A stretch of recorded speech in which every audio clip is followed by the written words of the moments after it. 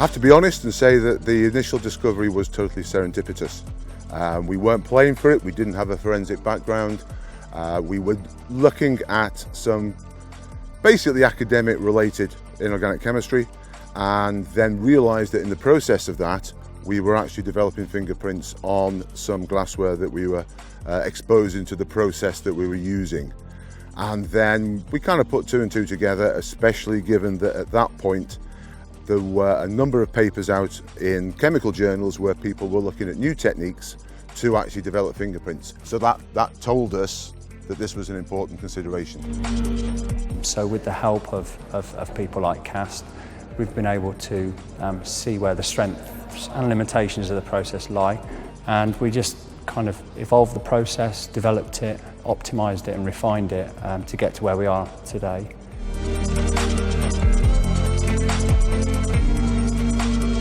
Well, it's going to be a bit of a game changer once it hits the market, on the basis that it's a one-stage process that develops finger marks or fingerprints from substances or articles that, quite frankly, previously were difficult or impossible.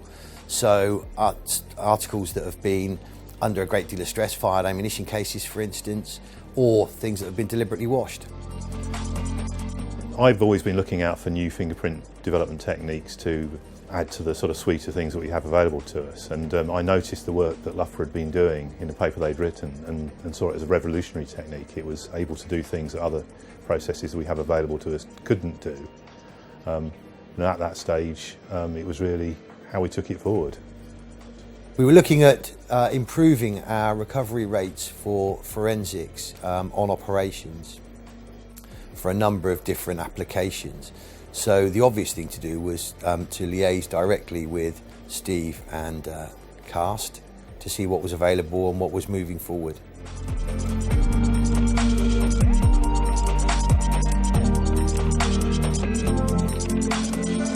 I think this project wouldn't have succeeded without a collaborative approach. Loughborough were bringing the fundamental understanding of the chemistry behind the process, having been the developers, and also an understanding of novel chemistries that could be applied to the problem we had here. DSTL had an operational need, an understanding of the operational context, and then more importantly a project and the funding to drive it forward. And we bring to the party an understanding of the fingerprint development processes that the police forces are using operationally. And we have a real success in taking things from a laboratory concept to something which is operationally used and out there on the streets.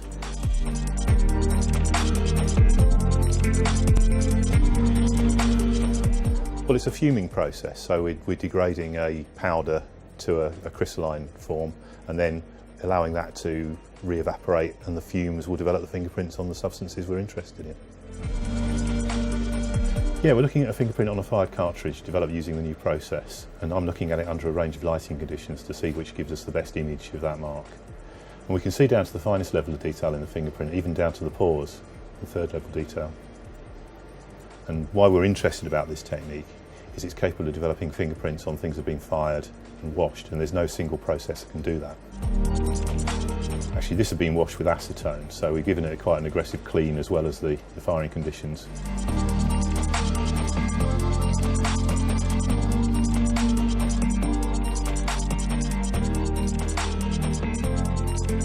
Okay, so the process works by starting with a precursor in a test tube here. That's heated. The fumes from the degradation of the precursor come down into the chamber and condense on the base of this chamber here. Once we've got the crystallisation at the bottom, we allow that to re-evaporate, and the fumes from that re-evaporated material will develop the fingerprints on the sample.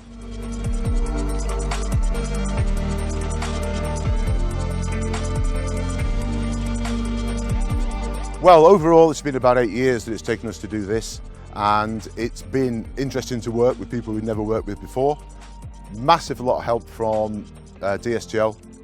The real eye-opener and the gratifying one has been the fact that people like DSTL and CAST have been very receptive to people like us who have no forensic background.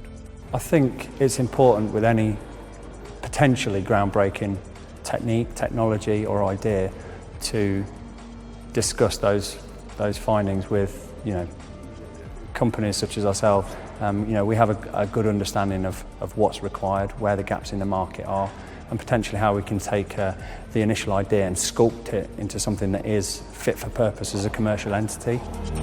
Good ideas can come from anywhere, and as a company we're always looking to take those ideas on and see if we can develop them further, and hopefully, with the end goal to commercialise them. And now there's a whole web of things with all sorts of different people around campus, around the department, lots of different entities, from Home Office to Heritage England and so on, just stemmed from that one observation of one sample vial with one fingerprint on it. There's a moral there somewhere.